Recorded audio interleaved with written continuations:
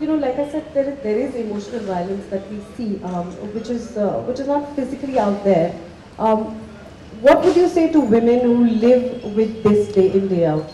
Women who are subjected to it, women who have no way to speak up. Because, I was reading about you and Rangoli, and so you had a fairly conventional upbringing where, you were in a way told that boys are slightly more important than girls are.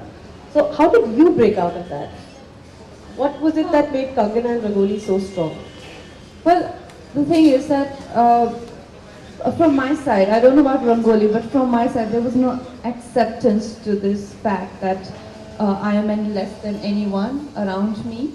So there was a certain discomfort that I felt growing up, that I'm not seen as I would want to be seen as, and I'm seen as um, Rangoli.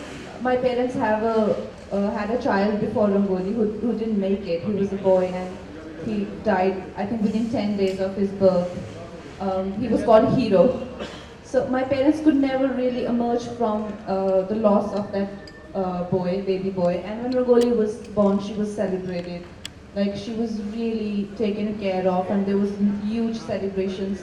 But when I was born, my parents, my mother especially, I think, couldn't come to terms with the fact that there's another baby girl. And how I know these stories with so much details, because every time a guest visited, and every time there was a gathering, they repeated this story in front of me, that how I was the unwanted child.